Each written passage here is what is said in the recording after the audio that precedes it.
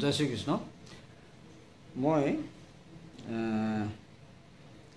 আমাৰ যিটো অসম গীতা পৰিবাৰৰ যিটো গোট আছে, এই গোটটোত এই অনুসাৰৰ পিছত থকা বৰ্ণানুসৰি অনুসাৰ উচ্চাৰণৰ নিয়মৰ যথাৰ্থতা সম্পৰ্কে এটা লিখা ইতিমধ্যে ব্লগাৰত মই প্ৰকাশ কৰিছিলোঁ। কিন্তু এই কথাখিনি আচলতে এনেই পঢ়িবলৈ গ'লে বুজিবলৈ অলপ দিগদাৰ হয়, কাৰণ আমাৰ ব্যাকৰণ বোলা বস্তু আমাৰ সাধাৰণতে এনেও সকলোৱে দিগদাৰ পায় মানে কি আৰু ব্যাকৰণ পঢ়িবলৈ আমাৰ নিজৰ ভাষাটোৰ কাৰণে ব্যাকৰণ পঢ়ি তেনেকুৱা দৰকাৰ নহয় আচলতে। কিন্তু আচলতে এটা ভাষা শুদ্ধকৈ ক'বলৈ গ'লে ব্যাকৰণটো অতি দৰকাৰী কথা। তাৰমানে ব্যাকৰণ যিহেতু এখন শাস্ত্ৰ মানে ইয়াত আচলতে ছিষ্টেমেটিক যাবলৈ হ'লে আমি যিকোনো কথা সদায় তাৰ শাস্ত্ৰটো দৰকাৰ। শাস্ত্ৰত তাৰমানে তাৰ গোটেই তত্ত্বখিনি থাকে। গতিকে ভাষাৰ তত্ত্বটো ভাষাৰ ব্যাকৰণত পোৱা যাব আচলতে। গতিকে এই সংস্কৃতৰ যিখিনি নীতি নিয়ম উচ্চাৰণ কৰা, সেই উচ্চাৰণৰ নীতি নিয়মখিনি আচলতে আমি ব্যাকৰণ পঢ়িলে ভালকৈ জানিব পাৰিম। আকৌ ব্যাকৰণ কেৱল পঢ়িলে কি হয়, আমি অকল পঢ়িলে বুজি নাপাওঁ, এইটো কাৰণে বস্তুখিনি প্ৰেক্টিকেল নহয় কাৰণে কথাখিনি ইণ্টাৰেষ্ট দিব নোৱাৰি। গতিকে আমাৰ যিটো বৰ্ণমালা, আমাৰ যিটো ভাষাটোত অসমীয়াই হওক বা সংস্কৃততে হওক বা আমাৰ যিখিনি ভাৰতীয় প্ৰায় ভাষাখিনিতে যিখিনি আখৰ আছে বা বৰ্ণ আছে, সেই বৰ্ণখিনি বৰ্গ অনুসৰি ভাগ কৰা আছে। আৰু সেই বৰ্গখিনি মানে কেনেকুৱা, এতিয়া ধৰক আমি ক বৰ্গ বুলি ক'লে ক খ গ ঘ ঙ, চ বৰ্গ বুলি ক'লে চ ছ জ ঝ ঞ, ঠিক তেনেকৈ মূৰ্ধন্য বুলি ক'লে ত থ দ ধ ন, দন্ত্য বুলি ক'লে ত থ দ ধ ন, ঠিক তেনেকৈ ওষ্ঠ বৰ্ণ প বৰ্গ বুলি ক'লে প ফ ব ভ ম। গতিকে এই ধৰণৰ উচ্চাৰণবিলাক এটা ছিষ্টেমেটিক এটা কি বুলি কয় বৈজ্ঞানিক দৃষ্টিকোণৰ ফালৰ পৰা তাৰমানে এইখিনি বৰ ধুনীয়াকৈ সজোৱা আছে। সেইটো কিন্তু পৃথিৱীৰ অন্য ভাষাবিলাকত তেনেকৈ পোৱা নাযায় বোধ হয়। মই অৱশ্যে ইমান ভাষা জ্ঞান মোৰ নাই দেই, তথাপিতো মই ক'বলৈ আগবাঢ়িছোঁ বাৰু। কিন্তু আমাৰ ভাৰতীয় ভাষাত বিশেষকৈ সংস্কৃতত আমাৰ এই যিখিনি উচ্চাৰণখিনি এটা নিৰ্দিষ্ট ক্ৰমত কৰা হয়। এতিয়া ক খ গ ঘ ঙ সেইকেইটা উচ্চাৰণ কৰোঁতে কি হয়, আমি যদি ভালকৈ নিজে উচ্চাৰণ কৰোঁতে মন কৰোঁ, আমি কেনেকুৱা ধৰণে উচ্চাৰণ কৰিছোঁ, ক খ গ ঘ ঙ, সেইটো ক'বলৈ যাওঁতে আমি একেধৰণে জিভাখন কণ্ঠৰ ফালে লগাইছোঁ। তাৰমানে আমি তালুটো লগোৱা নাই, জিভাখন আমি দাঁততো লগোৱা নাই বা ওঠতো লগোৱা নাই। ক খ গ ঘ ঙ, জিভাৰ গুৰিটোত অকণমানকৈ লাগিছে, মানে ডিঙিৰ ফালে লাগিছে। সেইকাৰণে ক খ গ ঘ ঙ এইকেইটা হ'ল কণ্ঠবৰ্ণ। কণ্ঠ নে কণ্ঠ বুলি কয় চাগৈ দেই, মই ক'লোঁ নহয় মই ইমান জ্ঞান নাই, খালি মই যিখিনি বুজিছোঁ সেইখিনি বুজাবলৈ গৈছোঁ আচলতে। এতিয়া ক খ গ ঘ ঙটো হ'ল কণ্ঠবৰ্ণ, যিহেতু আমাৰ কণ্ঠৰ ওচৰতে আঘাতটো কৰি জিভাখনে অকণমানকৈ লগাই উচ্চাৰণ কৰা হয়। গতিকে ক খ গ ঘ ঙ এইকেইটা যিকেইটা আখৰ বা বৰ্ণ, সেই বৰ্ণকেইটা উচ্চাৰণ কৰোঁতে আমাৰ মানে প্ৰায় একেধৰণৰ উচ্চাৰণটো কৰোঁতে, বেলেগ জেগালৈ আমি যাবলগীয়া নহয়, প্ৰায় একেধৰণে উচ্চাৰণ কৰা হয়। ঠিক তেনেকৈ প্ৰথম চ দ্বিতীয় চ বৰ্গীয় আমি যিটো কওঁ, সেইটো আচলতে আমি প্ৰথম চ দ্বিতীয় চ আমি অসমীয়াত সেইটো তেনেকুৱা ভাগ কৰি লোৱা হৈছে। কিন্তু আচলতে প্ৰথম বুলি কোনো আখৰ নাই, চ ছ জ উচ্চাৰণতে ক'ব লাগিব। গতিকে সেইটো হ'ল কি চ ছ জ ঝ ঞ। গতিকে সেইটো আমি কওঁতে তালুত, এই যি তালুখন দাঁতৰ ওপৰত যিখন তালু আছে, এনেকুৱা তালুখনত জিভাখন লগাই চ ছ জ ঝ ঞ একেধৰণে কৈছোঁ। তাৰমানে একেধৰণে উচ্চাৰণ হৈছে, খালি অকণ পাৰ্থক্য আছে, সেইটো নিজে গম পাব। প্ৰথম চ দ্বিতীয় চ পাৰ্থক্যটো যেনিবা অল্পমান মহাপ্ৰাণ কাৰণে অকণমান বেলেগ হয়। চ ছ সেইটো জ ঝ ঞ, সেইটো এটা কথা।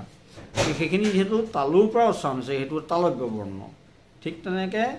মূৰ্ধন্য বৰ্ণটো হ'ল কি মূৰ্ধ, তাৰমানে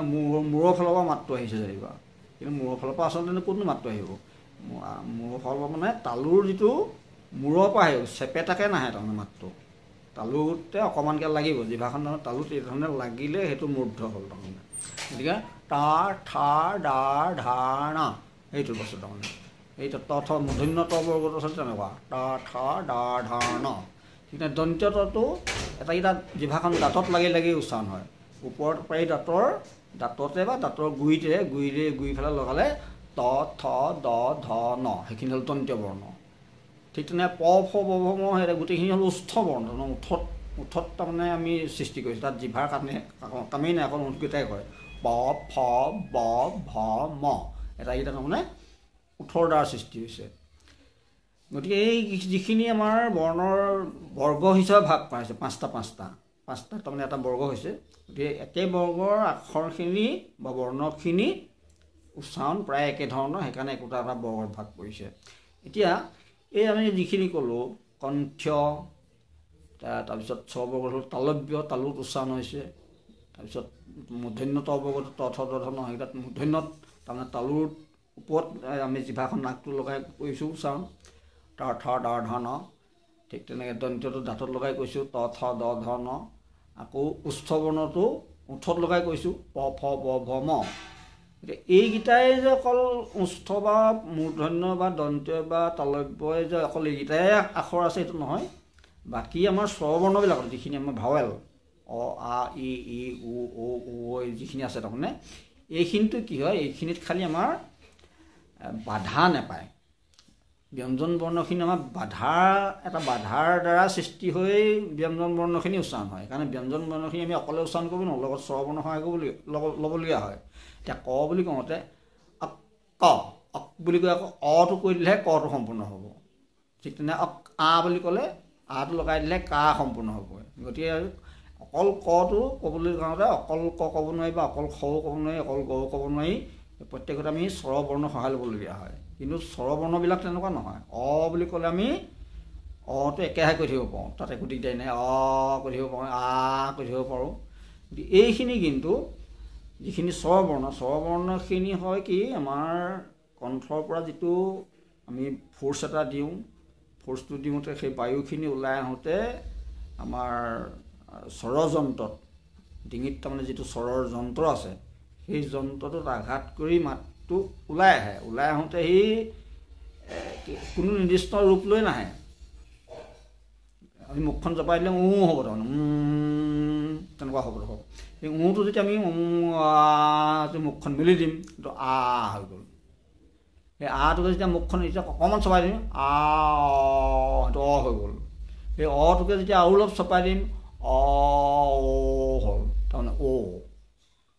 টোকে আৰু চপাই দিলে হ'ল হচৌ হ'ল তাৰমানে হচৌ হ'ল হচৌ দীঘৰ মাজত পাৰ্থক্য নাই সেইটো দীৰ্ঘ হ্ৰস্ব চুটিকৈ কোৱা দীঘলকৈ কোৱা সেইটো বেলেগ কথা কিন্তু বুলি ক'লে সেইটো হ'ল ওঁঠটো যেতিয়া বেছিকৈ জোঙা কৰি দিলোঁ হ'ল আৰু মাজতে যেতিয়া অলপ ডাঙৰ কৰি দিলোঁ সেইটো হ'ল আৰু টোৱে আৰু অকণ ডাঙৰ কৰিলে হ'ল কথাকেইটা তেনেকুৱা মানে গতিকে মাতটো আচলতে আমি মুখৰ আকৃতিটো বা যিটো আকাৰটো সলনি কৰি স্বৰবৰ্ণখিনি সৃষ্টি কৰিছোঁ কিন্তু মাতটো একেটাই আচলতে বস্তু একেটাই সেইকাৰণে যে পৰম ব্ৰহ্ম হিচাপে লয় গতিকে সেই টোৰ পৰা আমি ভিতৰত ক'লে হৈ থাকিব তাৰমানে বাহিৰলৈ ওলাই অহাৰ লগে লগে মুখেদি যেতিয়া বাহিৰলৈ ওলাই আহিব তেতিয়া আকে ইকে তেনেকুৱা স্বৰবৰ্ণবিলাক ল'ব আৰু স্বৰবৰ্ণবিলাক যেতিয়া আমাৰ বাধা পাই যেতিয়া ওলাই আহিব ক বুলি ক'লোঁ ক বুলি কওঁতে এই এটা বাধা এটা পাইছে গতিকে সেই বাধাটো পাই আকৌ তাক যেতিয়া খুলি দিয়া হ'ল ক বুলি আকৌ অটো যেতিয়া কৰি দিলোঁ সেই লগত লগ লাগি আকটো গৈ ক হ'লগৈ গতিকে সেইখিনি হ'ল ব্যঞ্জন বৰ্ণ এতিয়া মই এইটো ক'বলৈ গৈছোঁ আচলতে স্বৰবৰ্ণত তাতো তাৰমানে তালব্য উষ্ঠ তেনেকুৱাখিনি বস্তু আছে বিশেষকৈ এতিয়া ধৰক আমি বুলি কওঁতে মুখখন মেলি দিলোঁ এইটো ডিঙি পৰা ওলাই আহিলে গতিকে সেইটো কণ্ঠবৰ্ণৰ নিচিনা হ'ল বা বুলি কওঁতেও ডিঙি পৰা ওলাই আহিছে গতিকে সেইটো কণ্ঠবৰ্ণৰ নিচিনা হ'ল ঠিক মই বস্তুখিনি সম্পূৰ্ণ শুদ্ধ হৈছে নাই ইমান ক'ব নোৱাৰোঁ কিন্তু মই আচলতে যিটো কথা ক'বলৈ গৈছোঁ সেইটো লাষ্টত ওলাবগৈ তাৰপিছত আমি যিটো কওঁতে এইবোৰ কওঁতে কি হয় মাতটো আমি একেবাৰে খোলাকৈ মুখখন মেলি নিদিওঁ জিভাখনে তালুখনে চেকেটকৈ লগাই যেতিয়া আমি চপাই দিওঁ বুলি কওঁতে বা বুলি কওঁতে সেই তেনেকুৱা এটা চেপা খাই যায় মাতটো তাৰমানে ফ্ৰীকৈ ওলাই নাহে গোটেই গাঁতটোৱেদি বা গোটেই মুখ গৰ্ভৰেদি মাতটো তেনেকৈ ওলাই নাহে হয় অকল চেপা খাই আহে গতিকে নিজে কৈ চালে গম পাব গতিকে এইখিনি আচলতে এইখিনি হ'ল তালব্য উচ্চাৰণ ঠিক তেনেকৈ আমি যিকেইটা হ্ৰস্বউ দীঘৌ যিকেইটা ক'লোঁ উ ঔ ঔ সেইটো কওঁতে আমি ওঠত এটা ওঠৰ দ্বাৰা এটা সৃষ্টি কৰিছোঁ বস্তুটো ওঠটো ডাঙৰ সৰু কৰি সৃষ্টি কৰিছোঁ গতিকে সেইখিনি উষ্ঠ বৰ্ণ এতিয়া প ফ ব ভ ম যেনেকৈ উষ্ঠ বৰ্ণ উ উ ঔ সেই গোটেইখিনিও সেইখিনি উষ্ঠ বৰ্ণ ঠিক নে এ ই ঐ সেইখিনি হ'ল কি বুলি কয় তালব্য বৰ্ণ তালুৰ দ্বাৰা তালুৰে জিভাৰে তাৰমানে এটা বেলেগ পজিশ্যন কৰি এইটোখিনি তাৰমানে বস্তুখিনি বনাইছে ঠিক তেনেকৈ ৰি ৰি বোলা বস্তুটো ৰিটো এতিয়া স্বৰবৰ্ণ বুলি কয় কিন্তু আমি ৰি বুলি কওঁতে ৰত হচৰিকাই ৰি তেনেকুৱা নিচিনা হয় ৰি ৰি বুলি কয় আমি পিছৰ চোৱা ই কওঁ প্ৰথমতে এবাৰহে মাত্ৰ ৰটো কওঁ ৰ ই তাৰমানে ৰি বুলি দীঘলকৈ যেতিয়া মাতি থাকিম অকল ই হৈ গৈ থাকিব কিন্তু স্বৰবৰ্ণটো সেইটো নিয়ম নহয় স্বৰবৰ্ণৰ নিয়মটো হ'ল তাক একেৰাহে উচ্চাৰণ কৰি থাকিব পাৰিব লাগিব অ বুলি ক'লে অ কৈ থাকিব পাৰিব লাগিব এ বুলি ক'লে এ কৈ থাকিব পাৰিব লাগিব আ বুলি ক'লে আ একেৰাহে আ হৈ থাকিলে কিন্তু ৰি বুলি ক'লে একেৰাহে ৰি হৈ নাথাকিলে ই হৈ গ'লগৈ গতিকে সেই আচল ৰি স্বৰবৰ্ণ কেনেকৈ হ'ব সেই ৰি স্বৰবৰ্ণ হোৱাৰ নিয়মটো হ'ল মূৰ্ধত আমি জিভাখন লগাই তাৰমানে তালুত জিভাখনৰ আগটো যেতিয়া লগাই এনেকৈ সেইটো ৰি তাৰমানে গতিকে সেইটো আচলতে ৰত হচৰিকাই ৰি নহয় ৰি এটা স্বৰবৰ্ণ গতিকে আমি সেই স্বৰবৰ্ণটো আমি একেৰাহে ৰি কৰি থাকিব পাৰিম মানে গতিকে কৃষ্ণ তৃণ এটা এনেকুৱা ধৰণৰ আমি এতিয়া তৃণ কওঁগৈ কৃষ্ণ কওঁগৈ কৃষ্ণ বুলি কওঁতে কত ৰকাৰে ক্ৰ দি তাত আকৌ হচৰিকাৰ দিয়া নিচিনা হয় গতিকে সেই আমি যে সংস্কৃতত এইখিনি শুনোতে কোনোবাই কৃষ্ণ কয় কোনোবাই কৃষ্ণ কয় কৃষ্ণ তেনেকুৱা কয় আচলতে সেই বস্তুটো কি জিভাৰ তাৰমানে মূৰ্ধন্যত জিভাখন তাৰমানে আগটো অকণমান ঘূৰ খুৱাই আগটো যেতিয়া আমি তালুত লগামগৈ লগাই সেইটো উচ্চাৰণ কৰিলে ৰ নিচিনাকৈ সেইটো ৰি হৈ যায় গতিকে সেই ৰিটো সেইকাৰণে মূৰ্ধন্য বৰ্গ কি মূৰ্ধন্য বৰ্ণ তাৰমানে এতিয়া মূৰ্ধন্য ত থ দ ধ ন সেইকেইটাই মূৰ্ধন্য নহয় তাৰমানে ৰিটো মূৰ্ধন্য স্বৰবৰ্ণ যদিও আকৌ মূৰ্ধন্য স যিটো আছে আমি যেতিয়া স মানে চ এতিয়া এই আমাৰ সংস্কৃতত স নাই অসমীয়াতে স আছে গতিকে চকেইটা দন্তীয় স মূৰ্ধন্য স তালব্য স তিনিটা স আছেতো সেই তিনিটা সৰ এটাইকেইটা উচ্চাৰণ বেলেগ বেলেগ ধৰণৰ হয় দন্তীয় চটোত কি হয় চ তাৰমানে আমি যিটো দাঁতত যেনেকৈ ত থ দ ধ ন কওঁ চটো একেধৰণে চ বুলি দাঁতত বা দাঁতৰ কি ওপৰপে দাঁতৰ গুৰিফালে লগালেও হ'ব বা দাঁততে লগালেও এইটো চ হ'ল এইটো সাধাৰণ চ তাত তাৰমানে জিভাখন আমি অন্যত বিশেষ কাম কৰা নাই জিভা আগটো খালি দাঁতত বা দাঁতৰ গুৰিফালে অকণমান লগাইছোঁ উপপাৰি দাঁতৰ গতিকে এইটো চ দন্তীয় চ তালব্য স বুলি ক'লে আমি যেতিয়া প্ৰথম চ দ্বিতীয় চ যেনেকৈ উচ্চাৰণ কৰিছোঁ ছ ছ জ ঝ ঞ ছ ছ এইটো আমি তালুখন যদিও জিভাখন যদিও তালুত লগাইছোঁ লগাওঁতে কিন্তু এই আগটোহে বেছিকৈ লগাইছোঁ আগটো এই আগটো ছ ছ জ ঝ ঞ তেনেকুৱা হৈছে কিন্তু তালব্য সটো কওঁতে এই জিভাখন তাৰমানে সম্পূৰ্ণ এনেকৈ পেৰেলেলকৈ যেতিয়া তালুৱে জিভাই যেতিয়া পেৰেলেলকৈ লাগিব তেতিয়া ছ ছ এইটো এনেকুৱা হ'ব মাতটো ছ সেই তালব্য উচ্চাৰণ তাৰমানে গতিকে ছ আৰু ছ প্ৰায় একে তালব্য সেই দুইটা বৰ্ণ তাৰমানে তালব্য সটো তালব্য আকৌ প্ৰথম ছ তাৰমানে ছ ছ জ ঝ ঞ সেই সেইকেইটাও তালব্য গতিকে তালব্য স বা তালব্য চটো ছ সেইকাৰণে শান্তি বুলি যে কয় শান্তি নকয় আমি শান্তি বুলি ক'লে দাঁতৰ আগটো লাগিলে শান্তি সেইটো দন্তীয় স হ'ল কিন্তু আমি যিটো শান্তি কওঁ সেইটো তাৰমানে জিভাখন তালুত পূৰা লগাই দিব শান্তি কিন্তু সেইটো যদি আমি মূৰ্ধন্য স কৰোঁ তেতিয়া কিবা শান্তি তাৰমানে এই জিভাৰ আগটো তালুত লগাই শান্তি হ'ব তেনেকৈ ধৰক এতিয়া পঢ়িছে সেইটোৰ মূৰ্ধন্য স কৈছে না পঢ়িছে চিয়ে কোৱা নাই চিয়ে ক'লে তালব্য স হ'লহেঁতেন চিয়ে ক'লে আকৌ একেবাৰে আগটোত ক'লে প্ৰথম চ হ'লহেঁতেন গতিকে কথাটো তেনেকুৱা তাৰমানে গতিকে সেইখিনি হ'ল মূৰ্ধন্য তালব্য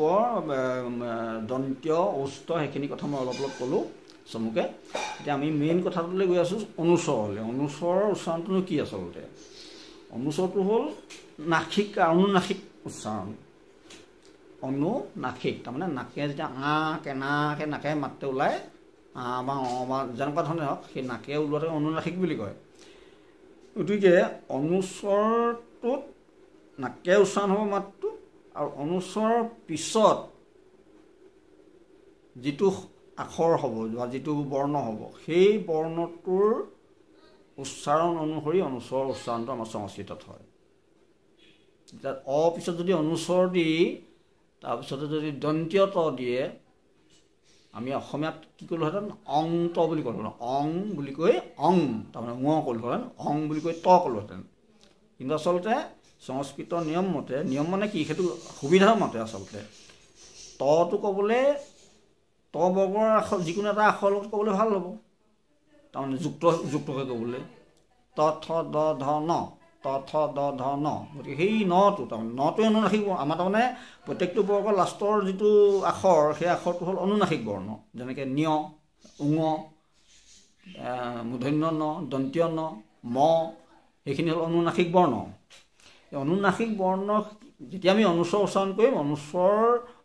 অনুস্বৰ উচ্চাৰণ কৰোঁতে তাৰমানে সেই অনুনাসিক বৰ্ণ এটা আহি তাৰপিছত ইটো আখৰ যোগ হৈ যায়। গতিকে অনুস্বৰৰ লগৰ পিছতে যদি ত থাকে, এতিয়া আমাৰ অসমীয়াত কি হ'লহেঁতেন অং, যেনিবা অং ত, অং বুলি কৈ আকৌ ত ক'লোহেঁতেন। কিন্তু সেইটো ক'বলৈ যাওঁতে অকণ দিগদাৰ হয়, কাৰণ ঙ বুলি কওঁতে আমাৰ কণ্ঠৰ ফালে গ'ল মাতটো, আকৌ ত বুলি কওঁতে আকৌ জিভা দাঁতলৈ আহিলে ত। কিন্তু সেইটো যেতিয়া কেনেকৈ সুবিধা কোনটো হ'ব, অন্ত ন ত, ন তটো পটকৈ ক'বলৈ ভাল, ত থ দ ধ ন, নত ত নত অন্ত অন্ত, অন্ত আৰু অন্ত কৈ চালেই গম পাব। গতিকে সেই যিটো অং বুলি লিখি অনুস্বৰ লিখি ত লিখিলে আচলতে অন্ত ক'বলৈ বেছি ভাল হ'ব, আৰু সেইকাৰণে আমি লিখোঁতেও আচলতে অন্তই লিখোঁ, যিটো অন্ত শব্দ নৈতান্ত দন্তীয় নত মূৰ্ধন্য ত নিদিয়ে, বা দন্তীয় কি ঙৰ লগত দন্তীয় ত নিদিয়ে, ঠিক তেনে ম লগতো দন্তীয় ত নিদিয়ে। মৰ লগত দিলে কি দিব, মৰ লগত দিলে মই পয়াম প, মই ফয়াম ফ, মই বয়াম ব, তেনেকুৱা ধৰণে দিব। গতিকে সেই অনুস্বৰটো যেতিয়া আমি চম্পা, আচল চম্পা উচ্চাৰণটো যদি আমি অনুস্বৰ ব্যৱহাৰ কৰি লিখোঁ, প্ৰথম চ বা সেইটো আখৰটো যেই নহওক, তাৰপিছতে অনুস্বৰৰ পিছতে পটকে পা, সেইটো আচল বস্তু অনুস্বৰ দি লিখিলে তাৰমানে তেনেকুৱা হ'লহেঁতেন চ অনুস্বৰ পটকে পা। কিন্তু সেইটো এতিয়া যোগ হৈ কি হয়গৈ, সন্ধি হৈ চ মই পয়াম প, চম্পা, চম্পা ফুল। গতিকে সেইখিনি যে আমাৰ তেনেকুৱা ধৰণৰ আছে, সেইখিনিৰ কাৰণে আচলতে আমি এতিয়া উদাহৰণবোৰ পটক দিবলৈ নাই বাৰু, চম্পা বা লম্ফ জম্ফ সেই তেনেকুৱা ধৰণৰ যিবিলাক আছে সেইটো একে বৰ্গৰ লগত মিল হৈ যায়। আচলতে সেই বস্তুটোৱে আচলতে যিটো চম্পা বুলি ক'লোঁ, অন্ত বুলি ক'লোঁ, অংশ বুলি ক'লোঁ, সেই তেনেকুৱাবিলাক তাৰমানে কি হয়, এই একে বৰ্গৰ লাষ্টৰ অনুনাসিক বৰ্ণ আৰু তাৰ আগৰ যিকোনো এটা বৰ্ণৰ লগত মিলে। সেইকাৰণে আমি অনুস্বৰৰ পিছত যেতিয়া প ফ ব ভ ম থাকে, তেতিয়া আমি অনুস্বৰ উচ্চাৰণ কি কৰোঁ, ম কৰোঁ। ম মানে আধা ম, অম্প, অম্ফ, অম্ব, অম্ভ, অম্ব। এইটো আমি সংস্কৃত চুকবিলাক চালে গম পাম। ঠিক তেনেকৈ দন্তীয় ন থকা ক্ষেত্ৰত কি কওঁ, যদি অনুস্বৰে লিখা থাকে কিন্তু আমি অং নকওঁ, অন বুলি কওঁ। ধৰক এতিয়া শ্লোকবিলাক পটককৈ উদাহৰণটো মনলৈ নাহে, 12 নম্বৰ উদাহৰণটোৱে লৈছোঁ, 12 নম্বৰ অধ্যায়ৰ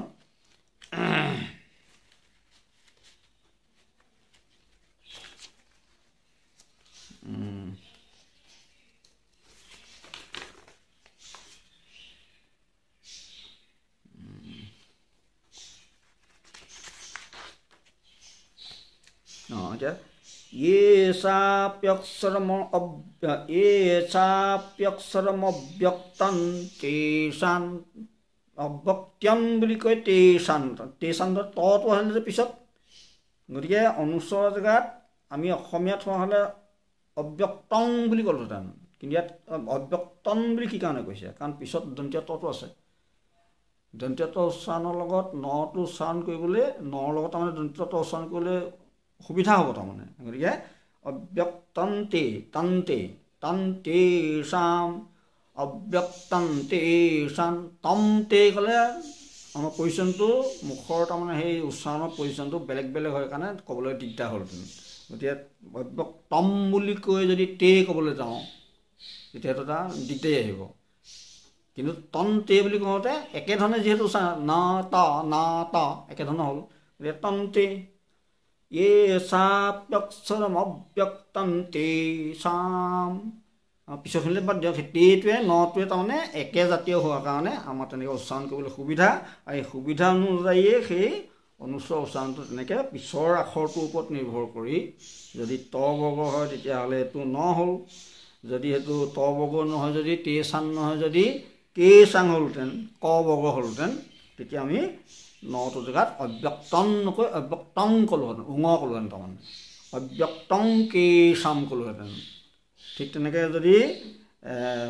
কি বুলি কয় প্ৰথম ছ বৰ্গ হ'লহেঁতেন, ছ বৰ্গ ছ ছ জ ঝ ঞ, এইটো যদি তেষাং নহয় ছে চাং যদি হ'লহেঁতেন তেতিয়াহ'লে কি হ'লহেঁতেন চাপ্যক্ষৰম অব্যক্তং নকৈ টাই নিয়ৰ নিচিনা হ'লহেঁতেন। টাই নহয় আচলতে, টাই তন নকৈ তনো নহয় কাৰণো নহয়, কিন্তু টাই তাৰমানে নাকে উচ্চাৰণ কৰিলোঁ, কিন্তু বস্তুটো সেই তালুৱে জিভাই লগ লাগিলে যে ছ ছ জ ঝ ঞ যে কৈছোঁ, সেই কিয় ছ ছ জ ঝ ঞ ঞ ঞ শুনোতে ন নিচিনা হৈ নাযায়, কিন্তু নটো আমি দাঁতত লগাইহে কওঁ বা তালুত মূৰ্ধন্যত লগাইহে কওঁ ন, দাঁতত লগাই ক'লে ন, কিন্তু সেই এটাও নহয় তাৰমানে নও নহয় নও নহয় ঞ ঞ ঞ ঞটোৱেই ঞ আচলতে। কিন্তু আমি এতিয়া ঞ বুলি ক'বলৈ যাওঁতে আমি দিগদাৰী হয় কাৰণে একেবাৰে ঞ কৈ দিওঁগৈ। ঞ বুলি কওঁতে আচলতে কি হয়গৈ, ইয়ৰ ওপৰত চন্দ্ৰবিন্দু থ'লে যিটো হয় সেইটো বস্তু ঞ হৈ যায়। সেইটো ঞ নহয় আচলতে আই নহয় আচলতে, আই বুলি ক'লে ইয়লৈ হৈ যাব কিন্তু তাতে যদি জিভাখন যদি দাঁতত লাগি যায় সেই ঞটো ন হৈ যাব। সেইটো যদি মূৰ্ধন্যত লাগিলে ন হ'ল, দাঁতত লাগিলত ন হ'ল, ন আৰু ন। গতিকে সেই নিয়ৰ উচ্চাৰণৰ কাৰণে আচলতে গ্ৰামাৰ এটা এতিয়া কি বুলি কয় লাষ্টত এতিয়া এই কেইদিনমানৰ আগতে তাৰমানে এটা ব্যাকৰণ সত্ৰ বহিছিলে, সেই সত্ৰটোত নিয়ৰ উচ্চাৰণটো আমি যিহেতু অই কৈ থাকোঁ, প্ৰায় সকলোৱে কৈছিলে, সেই অইটো আচলতে বিজ্ঞানসন্মত নহয়, সেই অলপ শুধৰণি নহয় আচলতে, বস্তু আগৰ পৰাই সেইটোৱে আছে, কিন্তু আমাৰ সেইটো ভুলকৈ চলি আছিলে। গতিকে সেইটো এতিয়া শুধৰণি কৰিছে যে নিয়টো আমি উচ্চাৰণ কৰোঁতে আচলতে আই ক'ব নালাগে বা নও ক'ব নালাগে, নৰ নিচিনাকেই, কিন্তু দাঁতত নলগাই বা মূৰ্ধন্যত নলগাই আমি কি কৰিম, তালুত জিভাখন টাচ কৰি ঞ সেইটো ক'ব লাগিব। গতিকে সেইটো নিয় থকাত তেতিয়া ধৰক এটা মই এতিয়া উদাহৰণবিলাক পটককৈ দিবলৈ মুখতে লৈ থকা নাই যে, আমাৰ মানুহো নহয় বাৰু মই, কিন্তু খালি মই যিটো বুজিছোঁ তাকে বুজাবলৈ যোৱাৰ কাৰণে এনেকুৱা এটা অৱস্থা হৈছেগৈ। ৰ'ব নিয় থকাত মই চাই আছোঁ।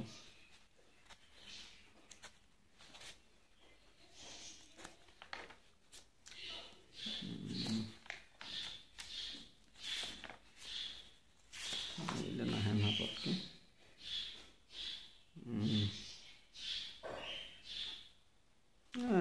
কি বুলি কয় 13 নম্বৰ অধ্যায়তে নিয়ম থকা আছে, চাই দিছোঁ দেই। ৰ'ব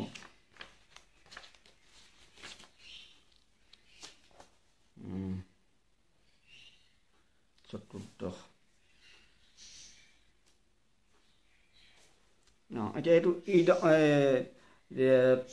চতুৰ্দশ অধ্যায়ৰ দ্বিতীয় শ্লোকটোত আছে ইদাই জ্ঞানমুপাশ্ৰিত্য, সেইটো আমি কি কওঁ, ইদৈ বুলি কওঁ আগতে, ইদৈ ইৰৰ ওপৰত তাৰপিছতে ইয়ৰ ওপৰত চন্দ্ৰবিন্দু থকা নিচিনা হয় ইদৈ, কিন্তু সেইটো আচলতে নহয়। ইদন বুলি কওঁতে যিটো হ'ব, যিধৰণে আমি নটো কৈছোঁ, সেই নটো ন বুলি কওঁতে আমি দাঁতত লগাইছোঁ জিভাখন, ইদন বা মূৰ্ধন্য ক'লে ইদন, সেই দুটা নৰ এটাও ন নহয়, ন নিচিনাই ক'ম, কিন্তু বস্তুটো জিভাখন দাঁতত লগাই নকওঁ বা মূৰ্ধত লগাইও নকওঁ, এনেকৈ চেপেটা কৰি ইদাই সেইটো তেনেকুৱা হ'ব তাৰমানে ইদয়ো নহয় ইদনো নহয় ইদনো নহয় ইদাই ইদাই ইজান ইদাই তালুত তাৰমানে তালব্য উচ্চাৰণ কৰিব লাগিব এতিয়া ইদয় কেলৈ গ'লো পিছত যিটো জ আছে সেইকাৰণে আমি জটো বৰ্গীয় জটো কওঁতে আমি সাধাৰণতে জ বুলি কৈ থওঁ কিন্তু জ নহয় সেই তালব্য উচ্চাৰণ কৰিলে জ হয় তাৰমানে ছ ছ জ ছ ঞ একেধৰণে ছ ছ জ ঝ ঞ এইটো বস্তু তাৰমানে গতিকে সেই ইদই ইদই নকয় কি ক'লে ইদাই ইদাই ইদাই ইজান মোৰ অত কৃত্ৰিম হৈছে বাৰু বস্তুটো কিন্তু কথাটো বুজি পালে হ'ল ইদাই ইজানম ইদাই জানমোপাশ্ৰিত্য এইটো তেনেকুৱা ঠিক তেনেকৈ আৰু ইয়াতে আছে নেকি অঁ এইটো ইয়াত জ্ঞা এটা এইটো আছে পৰম ভূয় প্ৰবক্ষ্যামি জ্ঞানানাই এতিয়া জ্ঞান আমি অসমীয়াটো ক'ত জ্ঞানেই কওঁ কিন্তু আচলতে জ্ঞান জ জ জ আৰু ঞ জ ঞ জ্ঞ তাৰমানে জ্ঞা বস্তু তেনেকুৱা হ'ব লাগিব তাৰমানে জ্ঞা জ্ঞাও নহয় জ্ঞা নিয় উচ্চাৰণটো অনুনাসিক নাকৰ উচ্চাৰণটো আহিব লাগিব আচলতে জ ছ ছ জ জ এটাকেইটা যেনেকৈ কৈছোঁ তাৰমানে তালব্য ঠিক তেনেকৈ জ ঞা ঞা নিয় নহয় ঞা আমি এতিয়া অসমীয়াত ক'লে নিয় বুলি কওঁ নিয়টো আমি এনেই আখৰটোহে নিয় কওঁ কিন্তু উচ্চাৰণটোতো নিয় কওঁ চিঞৰি বুলি কওঁতে চিঞৰি কওঁ তাৰমানে চিঞৰিহে কওঁ চিঞৰি চিঞৰিটো নকওঁ কিন্তু কওঁতে আমি আখৰটো নিয় বুলি কওঁ নিয় ন নিচিনা হৈ যায় গতিকে সেই কথাবিলাক খেলি মেলি কৰে আচলতে গতিকে জয় ঞই নিয় নহয় ঞ জয় ঞই জ্ঞ গতিকে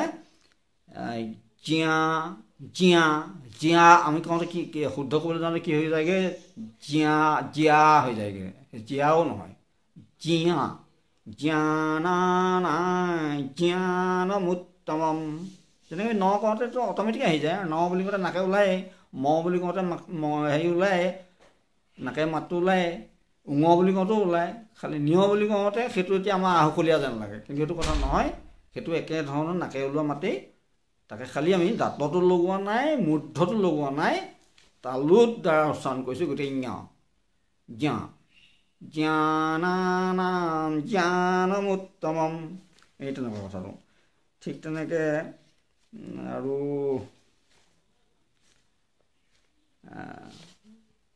মই কি 13 নম্বৰ অধ্যায় চাব কৈছিলোঁ 13 নম্বৰত তেনেকুৱা ভালমানকেইটা হেৰি আছে জিয় থকা নিয় থকাটো নিয়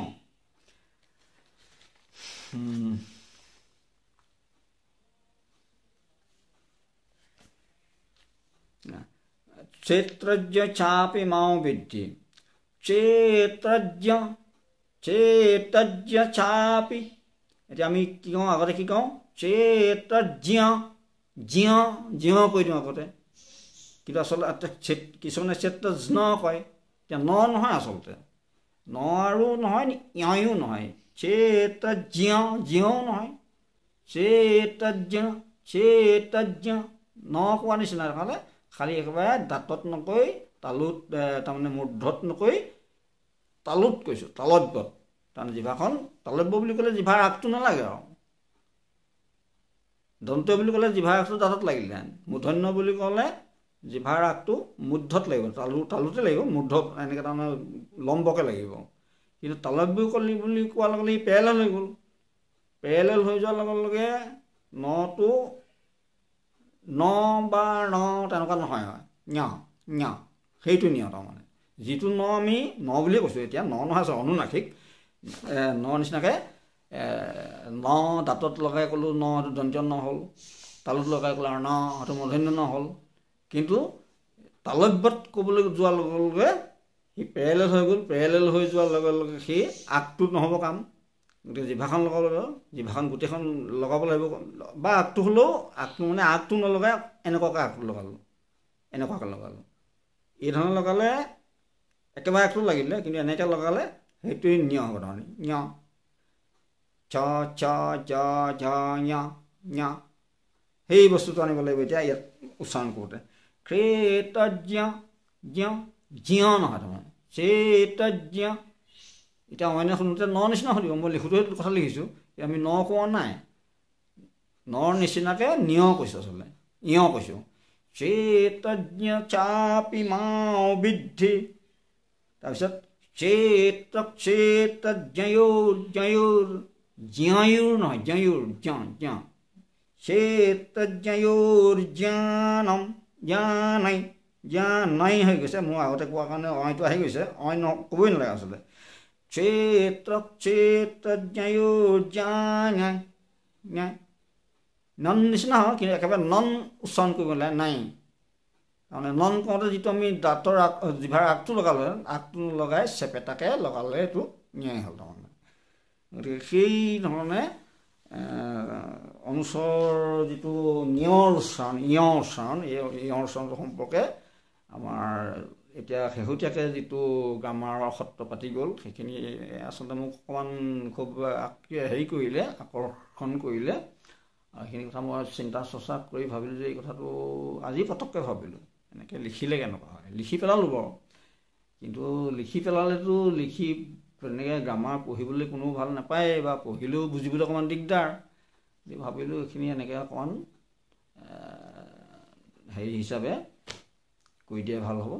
এতিয়া কৈছোঁ কিমানখিনি বুজাব পাৰিছোঁ সেইটো মই বৰ হেৰি কৰিব পৰা নাই বাৰু যদি ইয়াৰ পৰা কিবা এটা উপকাৰ হয় তেতিয়া মোৰে ভাল লাগিব দিয়কচোন ইমানকে কৈ মই আজি এইটো সামৰণি মাৰিছোঁ